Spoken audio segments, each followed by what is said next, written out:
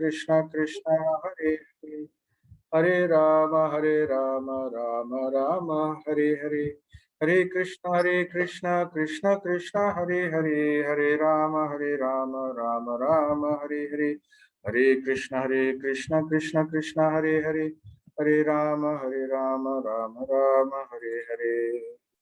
Narayanam namaskritya naram chaiva narottamam devim saraswatim vyasam tato jayam udire. Before reciting the Srimad Bhagavatam, which is the very means of conquest, one should offer respectful obeisances unto the personality of Godhead, Narayana, unto Narayana Rishi, the supermost human being, unto Mother Saraswati, the goddess of learning, and unto Srila Vyasadeva, the author. Nasta praeshu abhadreshu nityam bhagavata sevaya bhagavati uttama sloke bhaktir bhavati naishtiki. By regular attendance in classes on the Bhagavatam and by rendering of service to the pure devotee, all that is troublesome to the heart is almost completely destroyed. And loving service unto the personality of Godhead, who is praised with transcendental songs, is established as an irrevocable fact. Nigama kalpataror galitam phalam sukamukad amrita dravya samyudam pivata bhagavatam rasamalayam mupurahurasika bhuvi bhavataha. O expert and thoughtful men, relish Srimad Bhagavatam, the mature fruit of the desired tree of Vedic literatures. It emanated from the lips of Sri Sukadeva Goswami, therefore this fruit has become even more tasteful, although its nectarian juice was already relishable for all, including liberated souls. Krishnaya Vasudevaya Devaki Nandanaya Cha Nandagopa Kumaraya Govindaya Namo Namaha. Nama Pankajanabhaya Nama Pankajamaline Nama Pankajanetraya Namaste Pankajangre. Namo Vishnupadaya Krishna Prasthaya Bhutale Srimati Bhakti Vikna Vinashana Vishramhaiti Namine Mukam Karoti Vachalam Pangum Langayitim Girim Yatkripa Tamaham Vande Shri Guru Dinatarinam Paramananda Madhavam Sri Chaitanyam Ishwaram Om Tat Sat. So Hare Krishna. So we would like to welcome you all to the Srimad Bhagavatam discussion. So chapter 18, we are doing chapter 18 now, and this is part 2. So the title is Maharaj Parikshit Cursed by a Brahmana Boy. So just let us go through quickly what are the subtopics that we have covered previously in chapter 18. So we began with verse 1 to 4 with Mahabhagavata Parikshit's Mahabhagyam. So basically it's glorifying, it's basically a glorification of Parikshit Maharaj, because we're talking about Parikshit Maharaj. If you see this title, Maharaj Parikshit Cursed. So that's interesting. So we want to know such a great personality is cursed. So therefore, to establish how such a great personality is Maharaj Parikshit, in fact, from chapters 12 all the way, there were many verses glorifying Maharaj Parikshit. But here they are again doing it from chapters 1 to 4. So basically what they glorified Maharaj Parikshit as. So these are some choice descriptions which are quite relevant to this chapter. So firstly, he is glorified as Vishnu Ratha. Vishnu Ratha means one who is protected by Vishnu. So we are looking at the with the irony of this title, because the title is Maharaj Parikshit is cursed. Then you can see here, but he is protected by Vishnu Ratha, and he is Bhagavati Arpitasaya. So Bhagavati Arpitasaya means fully surrendered to the Lord. So that means he is a super pure devotee, fully surrendered to the Lord. Bhagavati Arpitasaya, such a person. Vayasheka Sishya, and he is a disciple of Sukadev Goswami. Vayasheka. Then Uttama Shloka Katha Amritam, and he is also glorified as someone who is very eager to hear the glorifications about the Supreme Lord. And he considers this as Amritam. Antakale Krishna Padam Bhujam Smaranam. So, and he is also glorified as someone who remembers Krishna's lotus feet at the time of death without fail. So such are his glorification. So the last two are quite relevant later on after he gets cursed. So the first three is like, how could such a person be cursed? How Maharaj Parikshit kept Kali in check. Then from verses 5 to 9, we talked about how Kali was kept in check by Maharaj Parikshit. How he understood that Kali Yuga was, he could understand the practical application of Kali Yuga, because Kali Yuga has a host of bad qualities, but there are some advantages. So an expert person like Parikshit could understand and utilize this practically. What was it? Remember, in Kali Yuga, bad thoughts are not sufficient to cause a problem. So, it will not give you sins. Just thinking about it will not give you sins. One has to actually make the actions. Whereas good thoughts, even thinking about it gives you the punya. So therefore, taking that as an advantage, he was able to keep Kali in check by allowing Kali to only stay in the five places, right? Where there is wine, women, wine, prostitution, and meat eating, gambling, and also where there is hoarding of gold. So in this way, by expert management of this Maharaj Parikshit, he was able to keep Kali in check. So he's called Saranga Eva Sara Book. That means he's like a bee, able to take the essence from the nectar. So he could understand and he could expertly manipulate Kali by going straight to the practical essence of the issue. Powerful to protect the weak. So that is also Maharaj Parikshit's glorification. And he is Dhira. He is very sober and he has nothing to fear. He's fearless. So that is also another glorification of how Kali was kept in check by Maharaj Parikshit. And then verses 10 to 17, we talked about how, actually this story was narrated about how Parikshit Maharaj was cursed. It was narrated by Sutta Goswami to the Saunaka Rishi and all the sages in Naimisharanya forest. There were about 8,000 sages assembled there, all headed by Saunaka Rishi. So, and while they are hearing, so far 18 chapters have gone by from the Bhagavatam, and as they are hearing, they are getting more and more engrossed about this hearing. So these sages are referred to as Rasavit. Rasavit means they are expert in relishing rasa, taste. So these Rasavit sages, these are the qualities of the type of sages who are hearing this Bhagavatam.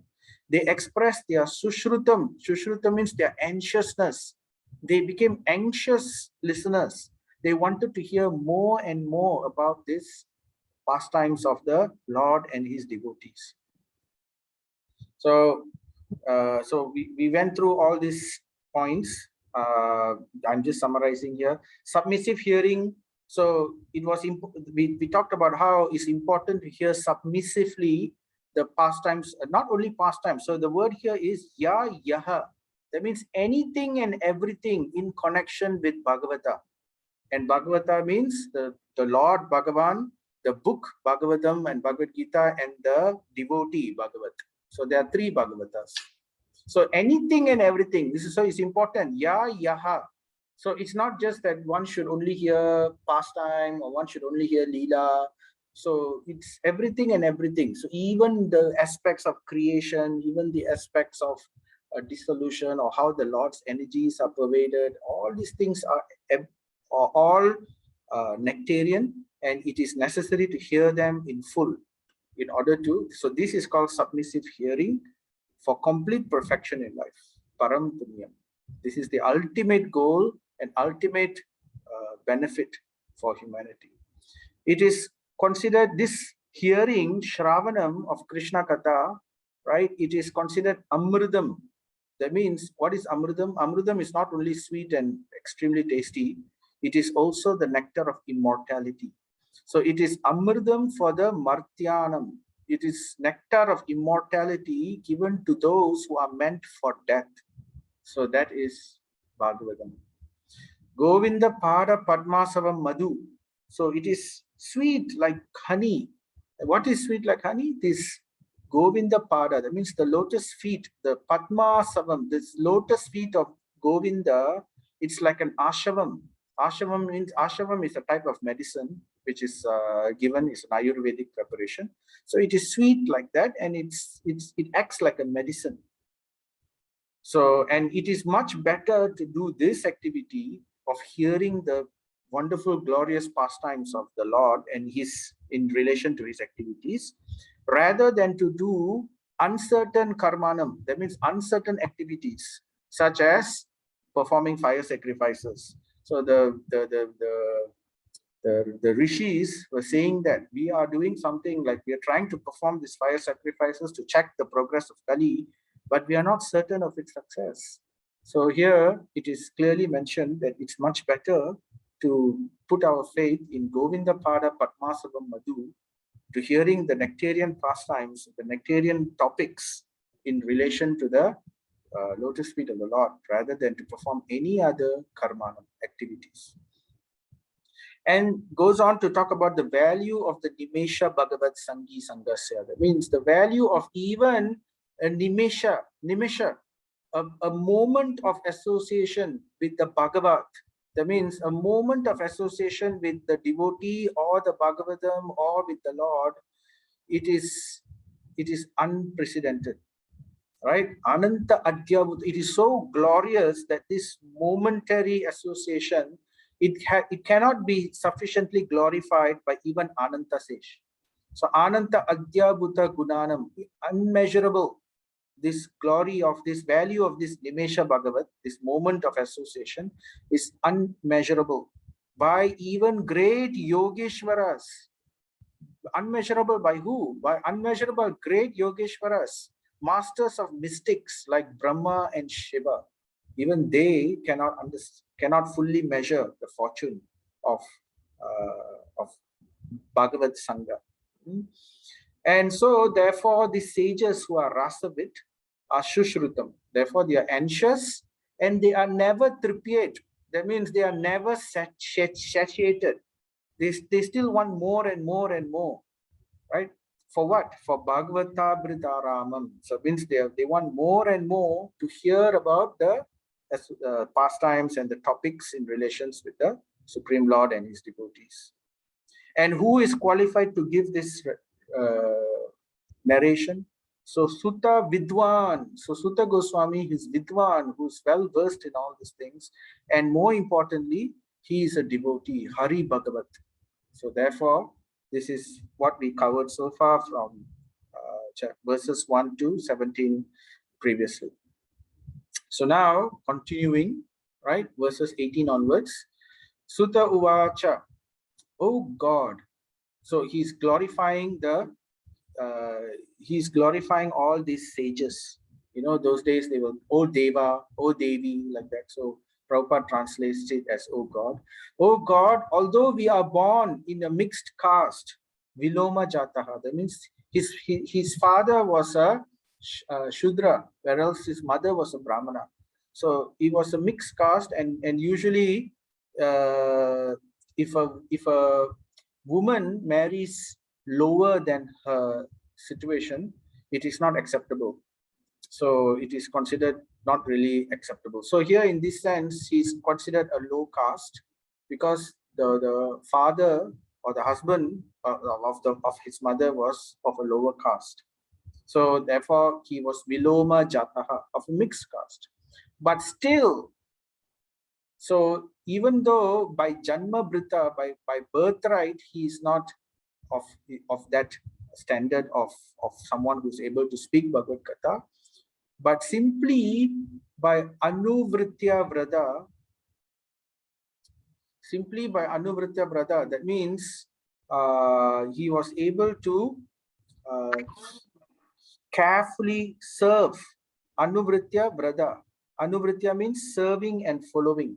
Simply by service and following the instructions of who? Of the Vridas, the great who are advanced in knowledge, he became qualified to speak of the same topics. So he carefully heard in the association of Parikshit Maharaj, and he heard from Sukadev Goswami directly. And by simply serving and following them, he was able to recount this great conversation that took place between Parikshit and Sukadev Goswami to the rishis of Naimisaranya. So this is basically, again, they're talking about the qualifications of the listener and the qualifications of the speaker.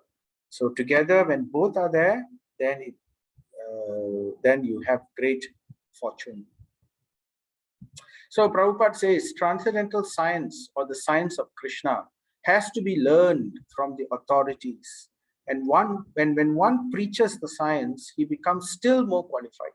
So Shravanam Kirtanam. So the Shravanam has to come from authorities. We cannot simply hear here and there. It has to come from, number one, Parampara, and it has to come as best as we can get it from the lips of pure devotees. The higher the realization of the pure devotees who speaks these topics, the greater the benefit. So therefore, one should be very careful. Of course, one can hear, but one should, as much as possible, try to take the opportunity to hear from advanced devotees, to hear from pure devotees, those devotees who have dedicated their lives to the service of the Supreme Lord, those devotees who relish these kind of topics of the Lord and achar and prachar. So as much as possible, we should hear from. It's not about how wonderfully a person speaks, or it's not about how wonderfully a person presents things, or these are all in a more material level. It's more of how to say stimulation to the intelligence and to the mind. So we are not looking at just stimulation of intelligence to the mind or the intelligence. So we are not looking to be entertained, or we are not looking to be to look for a amusement. So it's not for these purposes. We should, as much as possible, give our oral reception to hear from the lips of the pure devotees. If you hear from Prabhupada was very serious. He was very grave whenever he speaks about Bhagavatam. So why is it possible that Suta Goswami, though he was born in a low birth, simply by serving and following great devotees who are advanced in knowledge, he could also attain the same level? So then the verse continues, for even by conversing with Mahatamanam, such great souls, simply by conversing with such great souls, one can seekram cleanse oneself of all dauskulyam, disqualifications resulting from lower births. So this is the secret fast track of bhakti. Bhakti is already a fast track process compared to the other jnana process, or even every other process. Bhakti is the lift. Rather than taking the stairs going up to the top, we take the lift of bhakti to go directly to the top. But in the lift itself, there is a fast track. Sometimes you have to queue to take the lift or whatever, and sometimes you have a direct lift which goes only to that particular floor. It doesn't stop in any other floors, right?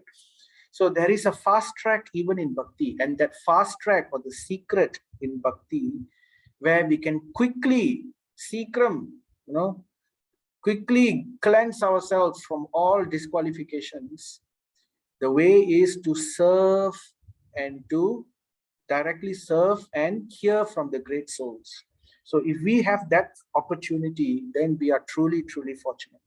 So that's why we should make ourselves fortunate by trying to take this opportunity wherever possible. So this is how Suta Goswami was able to come to this level. So similarly, we have heard this. So why is that?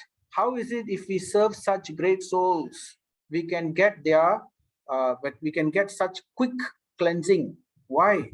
Because we already heard this previously in chapter 13. Bhavad Vida Bhagavatas Tirtha Bhuta Swayam Vibho Tirthi Kurvanti Tirthani Swanta Stena Gadar Britaha. Because these great souls, they carry the lotus feet of the Lord within their hearts. So this lotus feet of the Lord is like a stamp. If we want to get any documents approved, we need the stamp of approval. So this stamp of approval we can get this stamp of approval from the pure devotees. So they are the ambassadors for the lotus feet of the Lord. They carry the lotus feet of the Lord everywhere, and they will stamp you when they are pleased. So therefore, by serving them and by pleasing them, we will also get the stamp of that lotus feet of the Lord coming from these ambassadors of the Supreme Personality of Godhead, these pure devotees. So then the next verse continues. And what to speak of those who are under the direction of the great devotees, Mahatama, chanting the holy name of the unlimited Ananta, who has unlimited potency. Now, amongst all these great devotees, the greatest of these devotees are those who constantly chant Mahatama, chanting of the holy names of the Lord. Unlimited potencies are there, right? So, and these potencies are unlimited. Who is able to count them? And Bhagavan, unlimited in potency and transcended by attributes, is therefore called Ananta, because his potencies are great potencies. What potencies? Gunas, potencies and attributes. Mahat Guna, great, and they are unlimited, Ananta. So therefore, he himself is called Ananta, unlimited. This, the Lord, right? And because he's unlimited, he's able to unlimitedly give these benedictions to all those who serve his pure devotees directly. So it is now ascertained that he is unlimited and there is none equal to him. Anatti sayasnasya, right? Therefore, there is no one who is equal. Consequently, no one can speak of him adequately. Because he is unlimited, there is nobody who can adequately speak about the Supreme Lord. So that even Ananta says, who has unlimited hoods and unlimited mouths, from the beginning of creation until now, it's said that he is still speaking the glorifications of the Lord, and he never repeats it, never repeats his same points. He's constantly coming up with new and newer points, glorifying the Supreme Lord. And he's still going on unlimitedly. So this is the potency of the Lord. So Prabhupada says, Parameshwara, Parabrahman, according to the Shrutis, has nothing to do. He is completely free, right? He's the ultimate free person. He's nothing to do. So you can see this picture. He's just simply enjoying himself. Therefore, he is called Purusha. Purusha means he enjoys. He doesn't do work. He doesn't do anything else. He just enjoys. That's his job. That is God's job. God's job is to enjoy. So nice, huh? Whereas we are, the rest, everything else is to be enjoyed by the Supreme Lord. So he's Parameshwara, Parabrahman. He has nothing to do. He has no equal, nor does anyone excel him. He has unlimited potencies because all his Shaktis will do all that he ever wants. Whatever work there is needs to be done, his expansions and his Shaktis will take care of them. So the great demigods, even the great demigods, cannot obtain the favor of the goddess of fortune, even by prayers. So we know what this particular verse is referring to, the time when Lakshmi was born. Lakshmi is known as Shirja because she is born from the ocean of milk. Kir, the ocean of milk. Milk means kir, right? So one who is born from milk is called Shirja. So Lakshmi, so this is the famous pastime, Samudra Manthan, the churning of the Samudra, ocean of milk. So it's a long story, but we won't discuss it today here. But while the devatas and the demigods were churning the ocean of milk, they used Mantara mountain as a pivot, and they used Vasuki as the rope, right? They were all churning. Why? Because they were looking for the nectar of immortality. So, and it was only possible by the mercy of Lord Vishnu. So Lord Vishnu, he incarnated as Kurma at the bottom to be the support, and he was on top. He was also fixing the support on top, and he was also he took a form of a devata, and he was the lead devata, and he was leading them amongst the devatas. So in this way, they were churning, and many things came out. So the first thing that came out was poison, right? And Lord Shiva drank up the poison, and his throat became blue, and he became known as Nilakanta. So, and then after that, other things came, like Airavata, the elephant, the magnificent looking elephant, which was claimed by Indra. And then Uchishrava, the horse, was also born, and he was also claimed by Bali Maharaj, who was representing the demons. So in this way, the Devatas claim something, the Asuras will claim something, some things will come out, and then the Devatas will claim it, and then they were taking turns to claim. And then the eighth thing to come out from this ocean was Lakshmi Shiraja.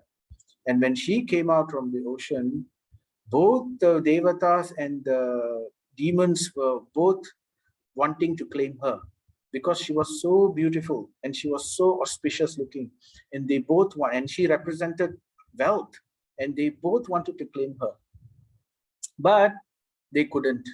So this is Lakshmi from the ocean of milk when she came out. So, but this Lakshmi was not interested in either of them, the Devatas or the demons, right? But this very goddess renders service unto the Lord. So the Devatas and the demons were all going after Lakshmi, but Lakshmi is not interested in any of them. She is only interested in rendering service to the Lord, right? And it said here that although the Lord is unwilling to have such service, he is not interested in having such service, but still the Lakshmi Devi, when she came out from the ocean, she could not find anybody else who was qualified to be her husband or for her to render service to.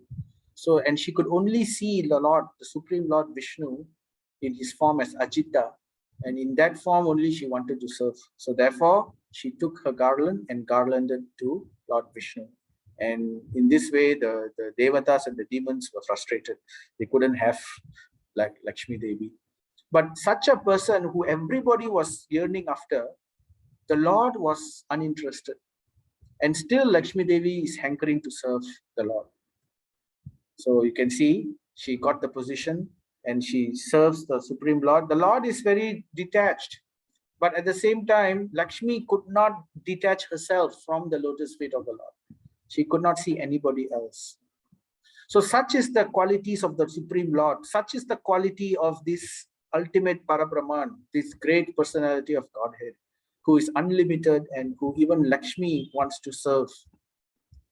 Who can be worthy of the name of the Supreme Lord but Mukunda? Who else can be known or even dares to call themselves the Supreme Personality of Godhead but this Mukunda? So Prabhupada says, Parameshwara Parambrahman, he has nothing to do, no one can excel him. He has unlimited potencies, and his every action is carried out systematically in his natural and perfect ways. So he doesn't do anything, simply by his desire, his energies and his manifestations are ready to serve every whim to the topmost perfection. Right? Everything is done perfectly. This is his potency. Thus, the Supreme Personality of Godhead is full in himself, and he has nothing to accept from anyone else. Therefore, Ishopanishad will say, Om Purnamada Purnam Idam Purnat Purnasya Evasya, including the great demigods like Brahma. So this is the definition of that Supreme Personality of Godhead. So no devatas can take this position, but still we have people in earth who dare to claim that they are the personality of Godhead. So we can understand how the people who want to be cheated, they will accept any cheap incarnation as the Supreme Personality of Godhead simply out of ignorance, because they do not know what the Supreme Personality of Godhead, the job description of Supreme Personality of Godhead, they do not know. So, and this Mukunda, Brahmaji collected the water emanating from the nails of the lotus feet of Trivikrama. Trivikrama is the Supreme Lord, in his pastime, in when he came to conquer Bali Maharaj, with one step he begged for 3 steps, right? With one step he covered the lower planetary system. That with another step he covered the entire upper planetary systems. And then when he covered the upper planetary systems, he had to lift his step up. And when he was covering the upper planetary systems, his toe pierced the outermost covering of the universe.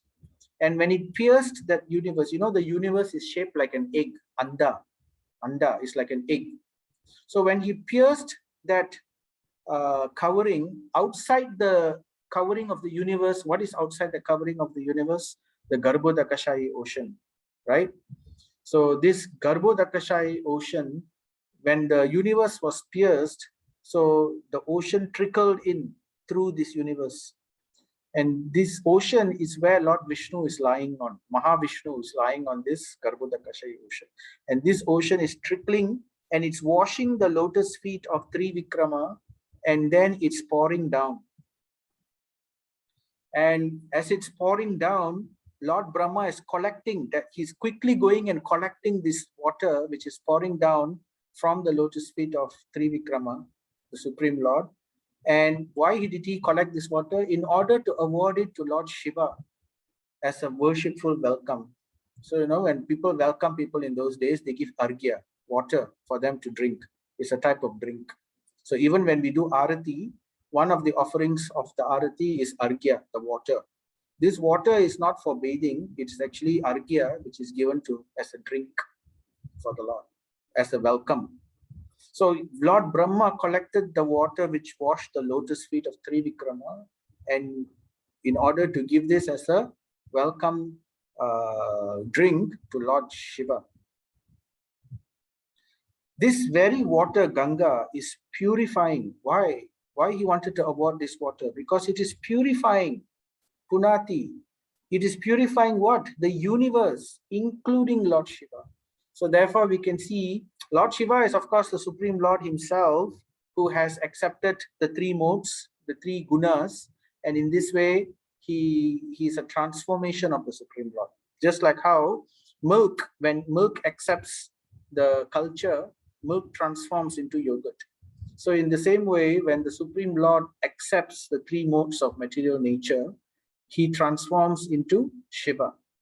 And just like how you cannot bring yogurt back into milk, you cannot transform yogurt back into milk, so therefore Lord Shiva cannot become the Supreme Lord.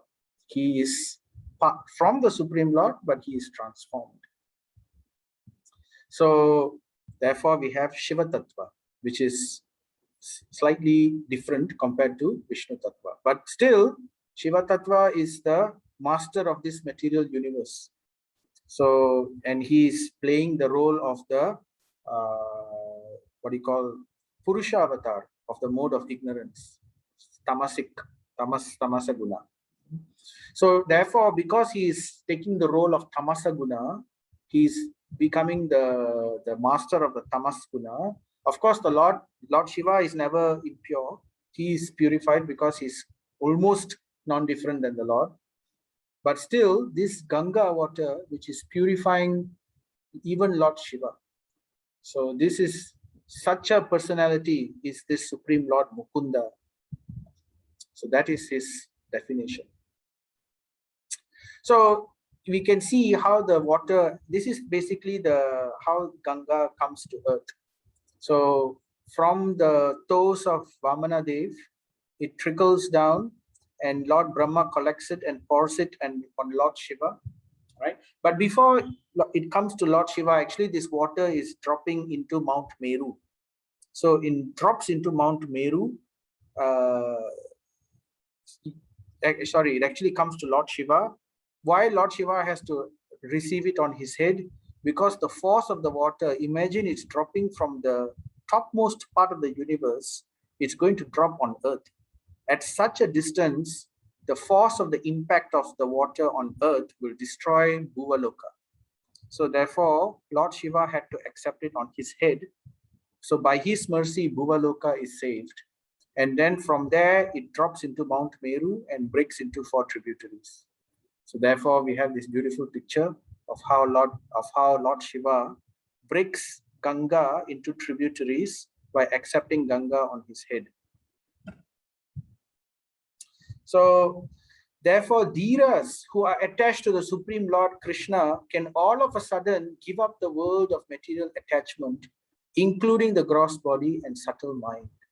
So because this Supreme Lord is so pure and he's purifying, and those devotees who are attached to this water of this Charanamrita of the Supreme Lord, like Lord Shiva, they become purified, right? They can, just like how Lord Shiva is so renounced. How is Lord Shiva so renounced? Sitting on a deer skin, putting ashes across his body, and completely, though he can award the topmost material benedictions, his devotees can become extremely wealthy. But Lord Shiva himself lives under a tree in the Himalayas in very simple manner. How is he so renounced?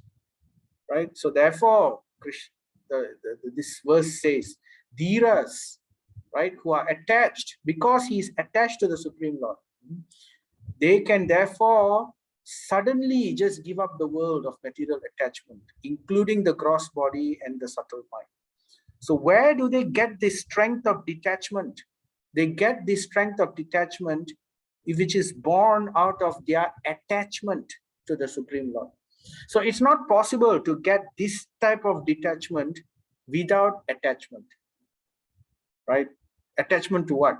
One cannot detach unless one has support of something higher. So it's like a trapeze. You know, when somebody is flying on a trapeze, if the other person is not coming on the trapeze, you wouldn't let go your current holding position, isn't it? You need to hold on. You need to understand that the higher taste is coming, and then you can let go of the lower taste.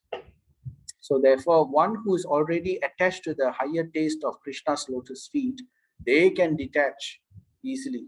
So that's the secret also. So the secret of Krishna consciousness, of getting detached from matter, is to make ourselves attached as much as possible to Krishna's service and his paraphernalia and to his topics. So Prabhupada says, only the self-control can gradually be attached to the Supreme Personality of Godhead. So it takes time. It's a process. Bhakti is a process, scientific process. Self-control means not indulging in sense enjoyment more than is necessary. So that means, right, basically, we only do what is necessary, and then we completely dedicate everything else for the pleasure of the Lord. So Dhiras who are attached to the Supreme Lord can all of a sudden give up the world, right, and go away to attain the highest perfection, Paramahamsam, just like the Pandavas. Just now I put the picture of the Pandavas. The Pandavas, we heard about this already in the previous chapters, how Yudhishthira Maharaj, as soon as he heard that Krishna has left the world, he quickly, completely was able to give up his kingdom, and the Pandavas, all of them gave up their kingdom just like that, and they left towards the Himalayas. So this is how they were able to do it. And go away to attain the highest perfection, Paramahamsyam, of the renounced order of life, by which Ahimsa and Renunciation are the Swadharma, are the actual dharma of such people. So this is like the Paramahamsas. So like the swans are able to differentiate milk from water. So when you give a mixture of milk and water to a swan, the swan has that ability to separate only the milk and drink only the milk and leave the water out. So it has this capability. So, and this way, he's able to also, the swans also migrate. They can just quickly just renounce everything and they just move off. So because they have, in the same way, the devotees of the Lord are able to do this. So here, it said that Ahimsa and renunciation are the actual dharma of such people at that stage. So, and real Ahimsa, Prabhupada will say in the purport, is actually non-violence. Non-violence is actually freedom from envy. That means they are free from envy, free from jealousy. They do not covet anything in this world, and they do not envy anyone in this world. So that is real ahimsa.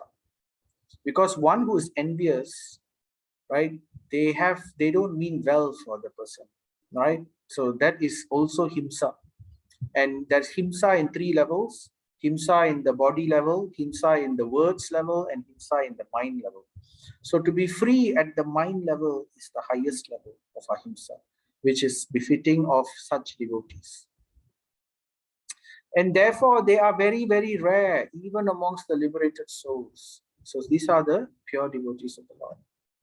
O Rishis, who are as powerfully pure as the sun, I shall try to describe to you the transcendental pastime of Vishnu as far as my knowledge is concerned.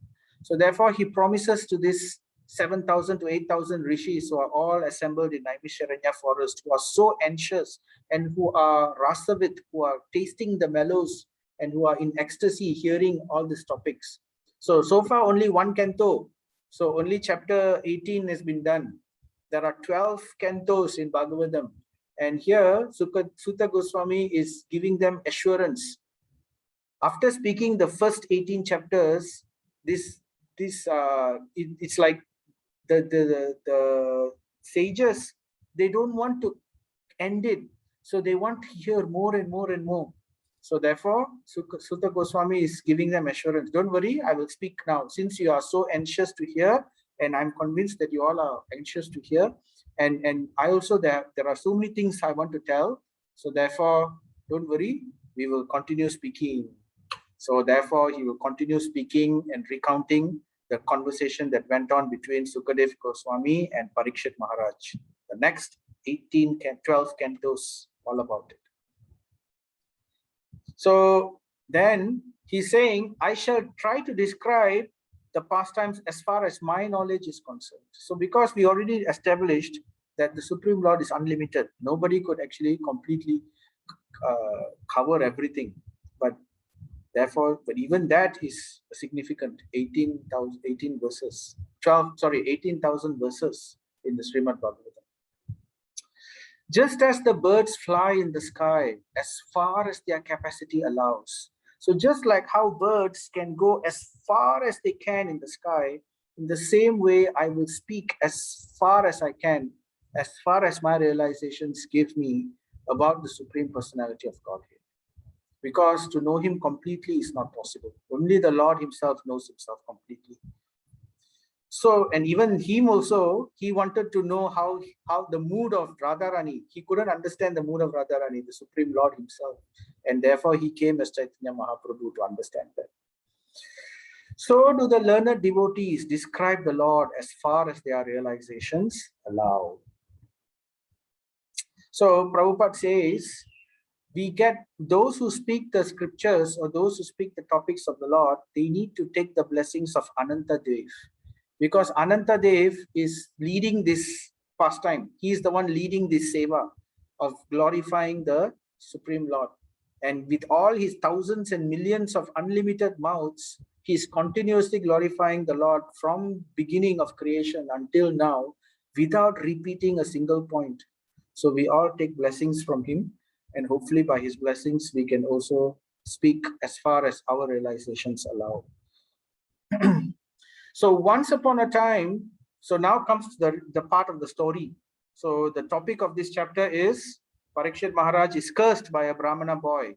So now we will hear how this came about.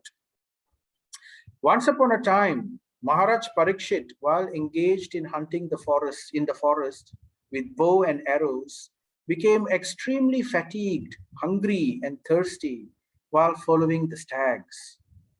Now, at this point, one may ask, why is Maharaj Parikshit, who is such a great devotee, such glorification, so many chapters given to glorify Maharaj Parikshit, why is he hunting animals?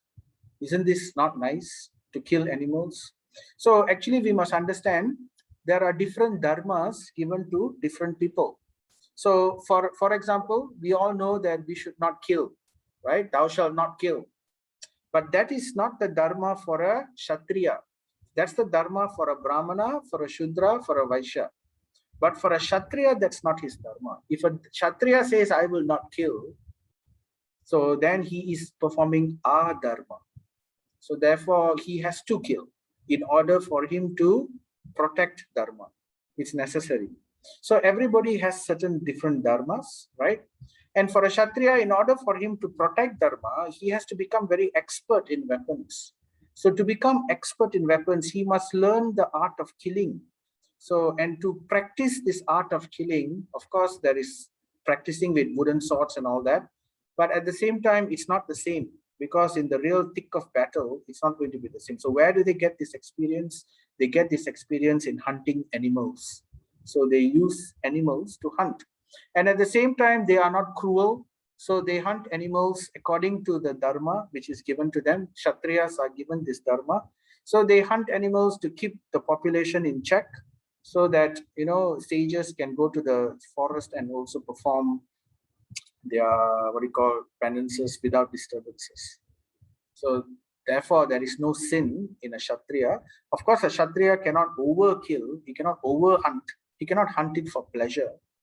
So he does it out of duty. So anyway, so therefore he was doing this, he was practicing this, right? And at one point of time, he became extremely fatigued, hungry and thirsty while following the stags. And in this way, eventually, he started looking for a reservoir of water. So, you know, just like how in Bhagavad Gita, when Bhagavad Gita was to be spoken in the beginning of the Mahabharata war, Arjuna was put into illusion. You know, the first chapter is called Arjuna Vishada Yoga, where Arjuna was in lamentation. So he was put into illusion. We understand that. So in the same way, now Parikshit Maharaj is now being put into illusion. So we will hear about that later on. So therefore, Parikshit Maharaj became very thirsty, fatigued, and he left off from this hunt and he started searching for a reservoir of water. And while searching, he entered the hermitage of the well-known Rishi, Samika.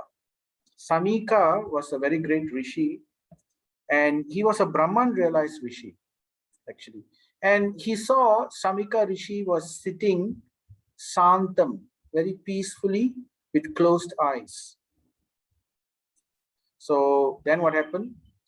So Parikshit Maharaj observed that the Muni's Indriyas, that means his senses, the Muni's senses, the Indriyas, his breath, the prana, and his mind and intelligence, Mano Buddhim, were all restrained, Pratiruddha, restrained from material activities. So if you want to know if somebody is Brahman realized or elevated in his spirituality, these are some of the symptoms. His senses are controlled, his breath is controlled. That means his mind, basically his mind and his intelligence is controlled. So everything, in short, everything is basically non-material. It is spiritual, fully controlled. And he was situated in trance apart from the three. That means there are three ways one can be thought to be in trance. So someone can be thought to be in trance if they are sleeping. So therefore, they can be in trance while awake. Awake means Jagrati. They can be in trance while awake. They can be trance while dreaming, Swapna. And they can be in trance while sleeping, Susupti. So, and he was neither of these. He was in trance apart from these three, which are material, right? So therefore, he was separate. And that kind of trance is understood to have achieved Brahma Bhutam. That means Brahman realized. So this Samika Rishi is Brahman realized Rishi. And the sage, he was sitting in meditation, was covered by the skin of a stag, and long compressed hair was scattered all over him. The king, whose palate was dry from thirst, asked him for water.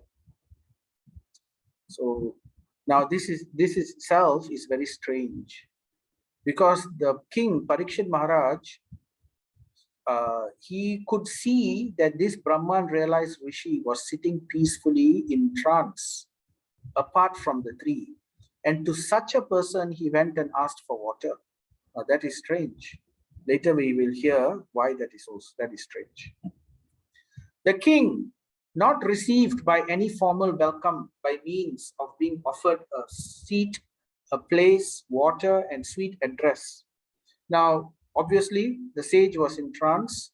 So therefore, when he asked for water, the sage ignored him because he was in trance. Not because he purposely wanted to ignore him, but he was fully in a different consciousness level.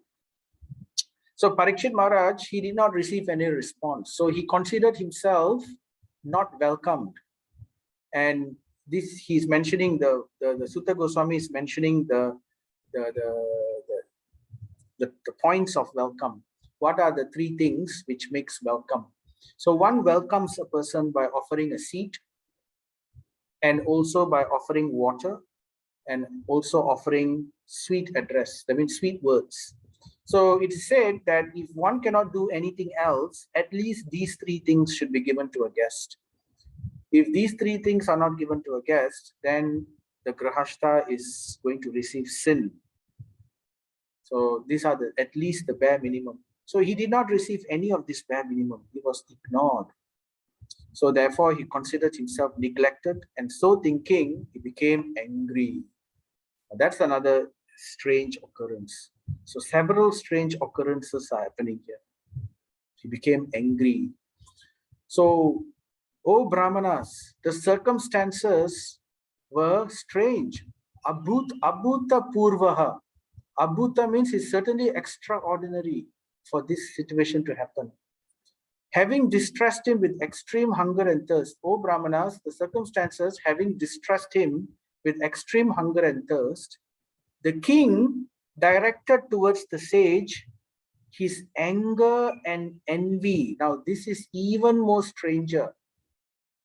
So, therefore, Abhuta Purvaha. So, he directed his anger and his envy towards the sage, which again is mentioned here, which he had never before directed toward a Brahmana. So, this is definitely a strange occurrence. While leaving, after directing his anger, he was leaving. The king, being so insulted, he saw a dead snake lying nearby. He picked up a lifeless snake with his bow and angrily placed it on the shoulder of the sage. And then he returned to his palace. So this is the picture. We can see how he was putting. So, you know, when guests are not treated properly, it is adharma. So therefore, the king was thinking, how is someone who is performing adharma in my kingdom? How is this sage? I am not an ordinary person. I am not someone who's just, I'm the king of this country. And this, as a king of this country, it is the dharma of anybody to receive a guest. What to speak of a king? And this person is completely ignoring me. So therefore, out of anger, he picked up a dead snake and put it on his shoulder. Then he returned to his palace. So this is a very, very strange occurrence. Several points there to indicate how strange this occurrence is. And upon returning, he began to contemplate and argue within himself. So he was very disturbed. While he was returning home, Parikshit Maharaj was contemplating, was arguing and contemplating within himself. What was he contemplating and arguing? He was arguing whether the sage had actually been in meditation with senses concentrated and eyes closed. Was he really in meditation? Or whether he had just been feigning, that means pretending, trance, simply just to avoid receiving a lower Kshatriya.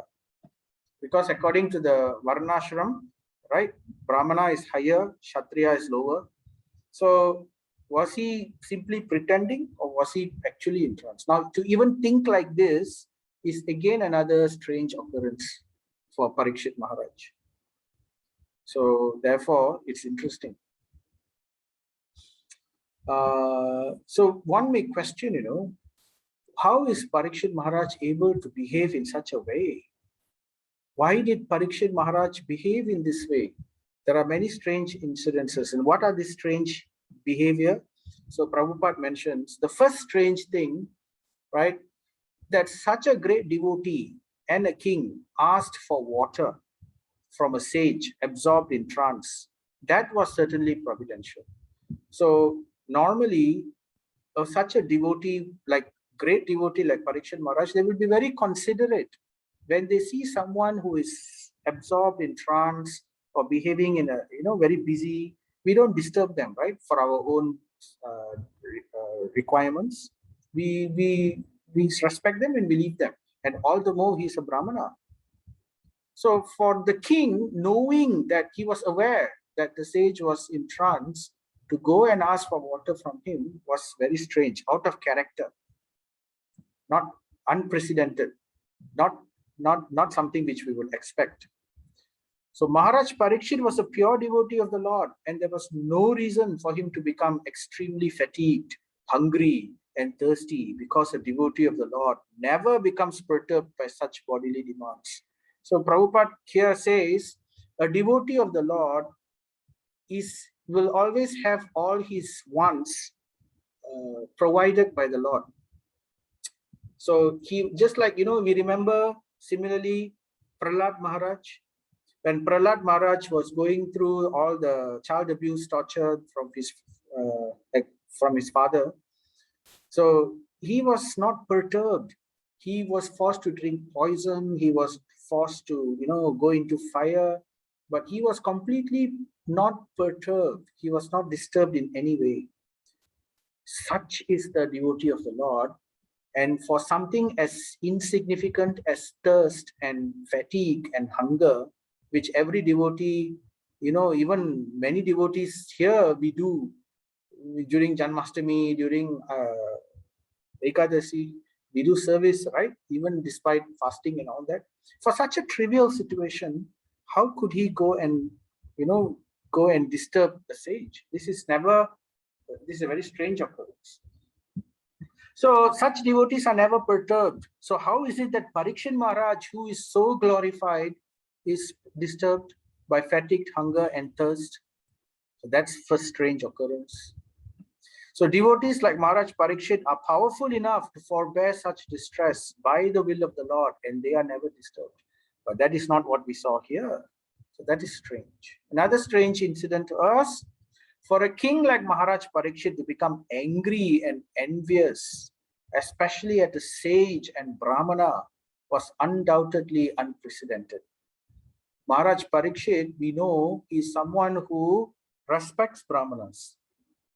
He is someone who takes care of all the Varnas. Previously, we have heard from this verse, chapter 12, we covered this verse. There is no doubt. This is when Parikshit was first born, and Yudhishthira Maharaj was asking the astrologers to tell him about the nature of this child. So they were saying there is no doubt this child will become a first-class devotee, Maha Bhagavata, and will be qualified with all good qualities, Mahan, right? And what are those good qualities? We discussed this also in chapter 12, right? These qualities are Brahmanya. There were many. I'm highlighting the relevant qualities with regards to this pastime here. So Brahmanya, Satya, Sandas, following, respecting Brahminical principles. So how could he behave like this towards a Brahmana? And he was so great in this quality that he was compared to Ramachandra. Parikshit Maharaj is compared to Ramachandra in this quality of respecting Brahmanas. So how could such a person, Ramachandra would never dream of doing this. So how could Parikshit Maharaj do this to Samika Rishi? He is forbearing. He is compared to earth, as forbearing as the earth. And how could he not forbear the mere thirst and hunger and fatigue? How could he not forbear the mere perceived disrespect of the guest? He is tolerant, Sahishnu, right? And he is compared to his parents. Who are his parents? Parents of Parikshit Maharaj is Uttara and Abhimanyu. So they were considered very tolerant. And Parikshit Maharaj is also compared to have equanimity of mind, sama, compared to Yudhishthira himself. He will never be unhinged in his mind. And he was munificent like Shiva.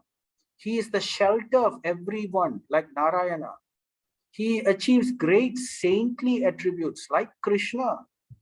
He is magnanimous like Rantideva, who's very famous. We've talked about all these personalities before. Religious like Maharaj Yayati. He is patient like Bali Maharaj.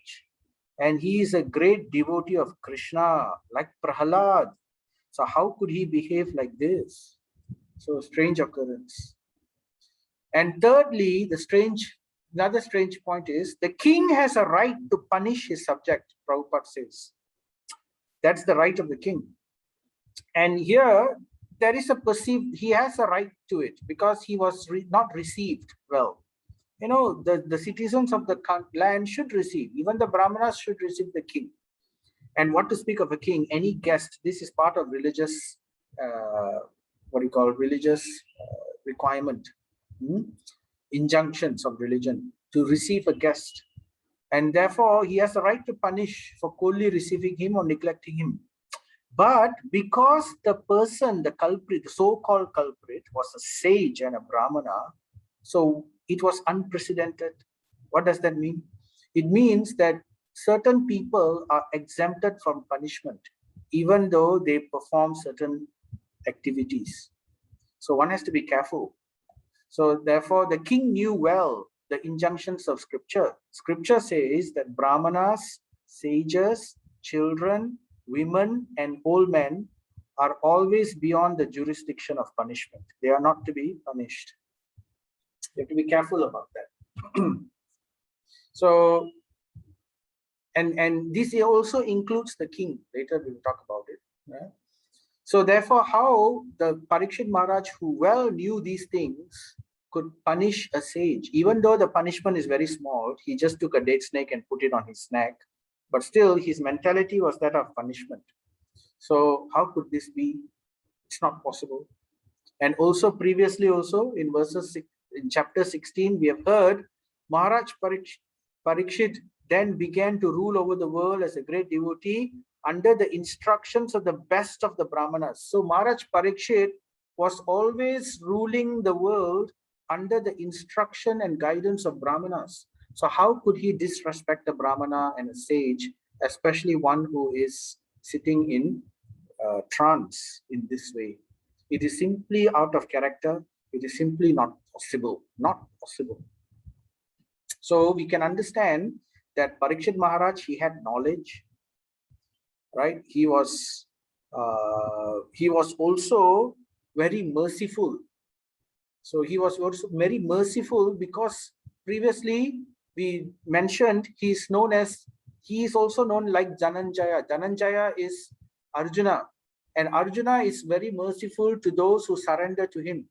So, you know, he's previously Ashwatthama killed his 5 children. The children of the Pandavas were killed by Ashwatthama in their sleep. And Krishna wanted Arjuna to kill Ashwatthama. So, and Arjuna overpowered Ashwatthama, but still his heart stopped him from killing Ashwatthama. And therefore he was known as a very, very merciful person. And Parikshit was compared to such a person. Remember the earlier chapter when Parikshit wanted to kill Kali, Kali begged him and surrendered to him, and immediately Parikshit was giving him shelter. So Parikshit began to rule over the world as a great devotee, and he gave shelter to even Kali. So if he could give shelter to Kali, who was such a great personality, right? Why is he behaving this way to a Brahmana? So this is another point of discussion. So then how and why? How is it possible? How is this possible?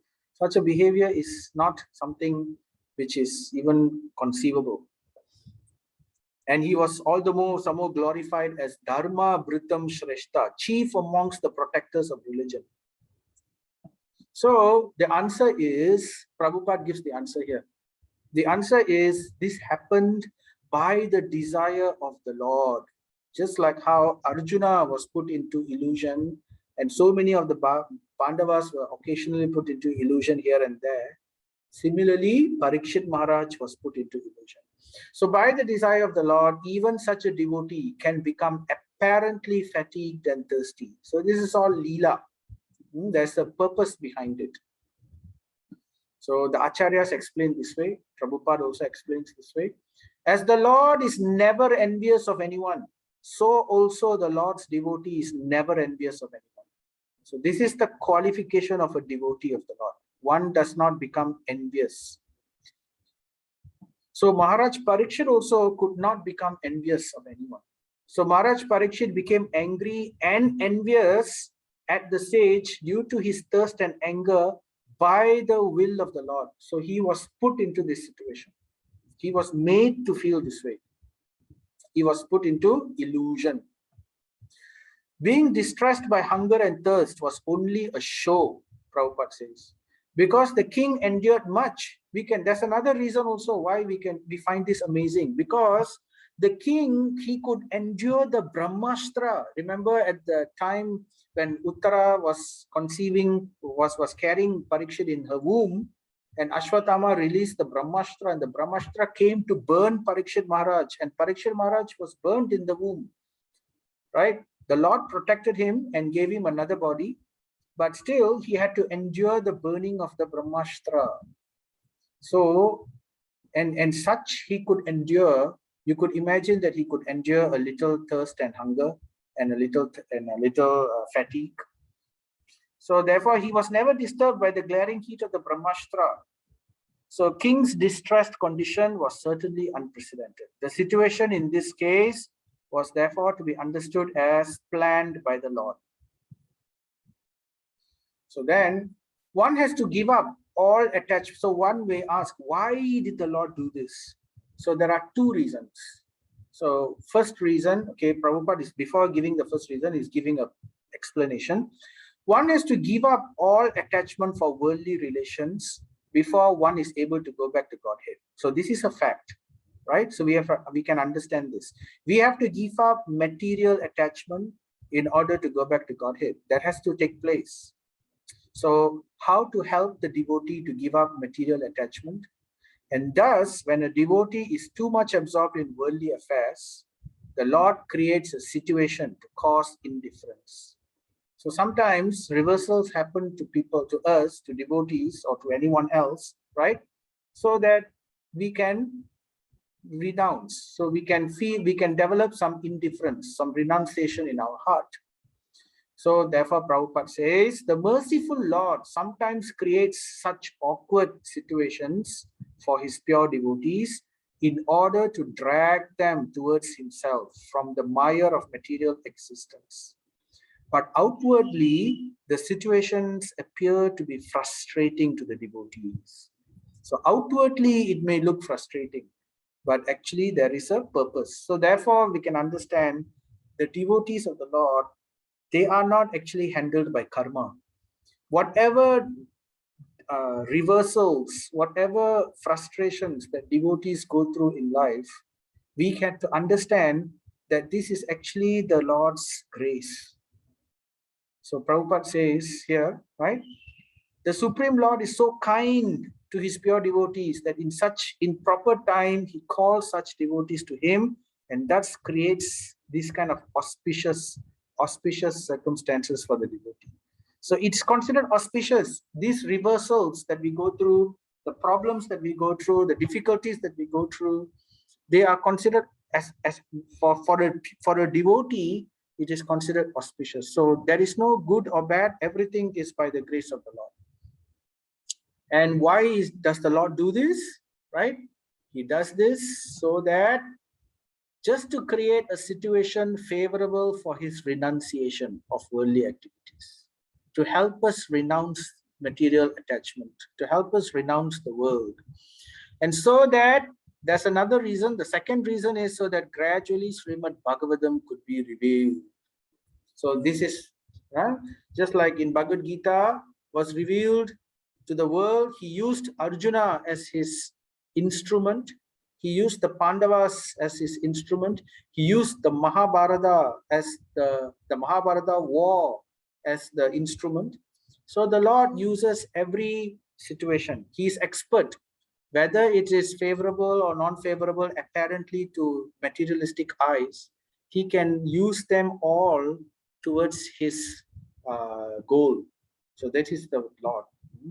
The devotees of the Lord are always under the protection of the Lord. So one does not have to think that the devotees are not under the protection. Apparently, it may look like that, but actually it is not. And in any condition, frustration or success, the Lord is the supreme guide for the devotees. So we simply have to surrender and accept everything as the will of the Lord and beg for his guidance to guide us in which direction. Not an easy matter to do. So therefore, we have to, this is basically what purification is all about. We have to practice this. The pure devotees, therefore, accept all conditions of frustration as blessings from the Lord. Very important point, and one of the angas of surrender. This is one of the ways which we can surrender to the Lord. Symptoms of surrender. So here we would like to end, we would like to stop. We have covered up to, 31 verses already. So now going through back again the subtopics of this chapter. Parikshit's great fortune is described, and then how Parikshit kept Kali in check, and then the sages expressed their eagerness to hear more and more Krishna Katha and topics. So therefore, Sutta Goswami, he now tells the story of how Parikshit Maharaj was cursed. So he sets the foundation. He tells the background, what happens. And before that, he glorifies Krishna Katha. He glorifies Shravanam and Kirtanam. He glorifies how one can go on and on hearing, and also one can go on and on speaking. So it never ends. It is unlimited. And then finally he narrates the pastime of how Parikshit Maharaj is going to be cursed. So we haven't come to the point where he's going to be cursed yet. So that we will continue in the next part, the final part of this chapter, part 3, which we will do in another fourth night. Okay. So similarly, by placing Arjuna and Pandavas in frustration, he has done, if you look at Bhagavatam, this entire Canto 1, we will see so many devotees put into strange situations. For example, we heard how Vyasadeva was put into a situation.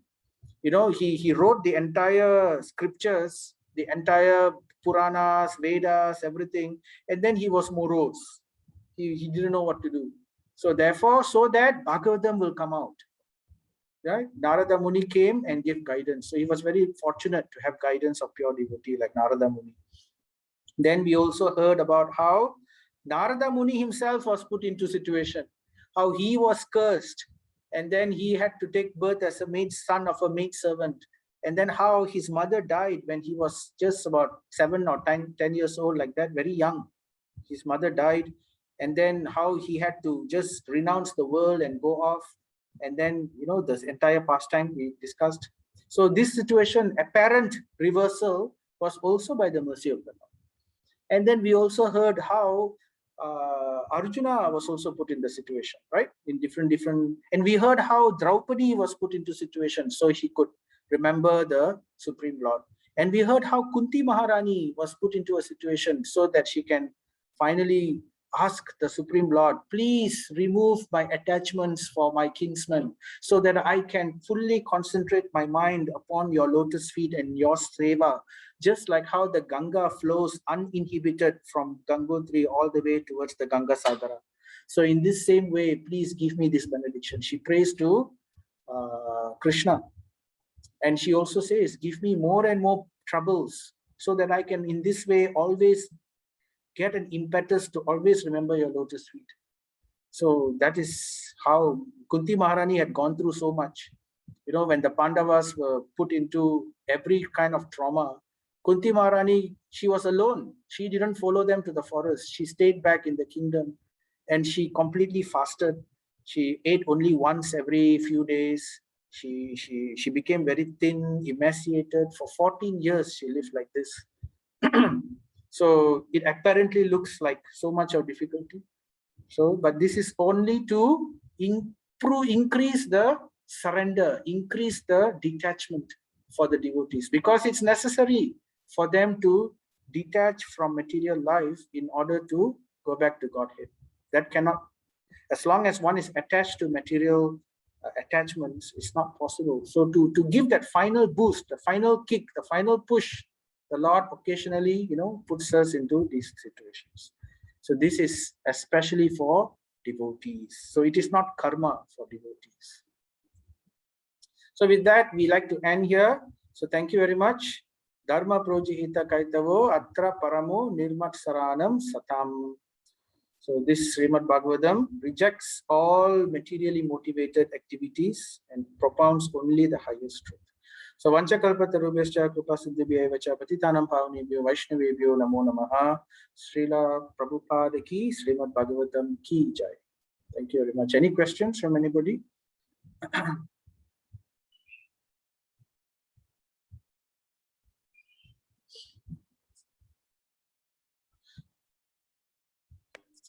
Okay. Nice, Prabhu. Thank you so much, Prabhu. It's lovely. Thank you, Mataji. Thank you. So I'd like to wish Gaura a happy birthday. So happy, may Krishna bless him to always remain in Krishna consciousness. So we all know Gaura from since he was young. Yes, yes. Okay. Yes. Okay, Prabhu. Thank you, Prabhu. Thank you. Thank you. Hare Hare Krishna. Krishna. Haribol. See you all. Happy Radhastami in advance. Hare Krishna, Prabhu. Hare Krishna. Happy Radhastami, Prabhu. Haribol. Yes, Haribol. Thank you so much. Welcome.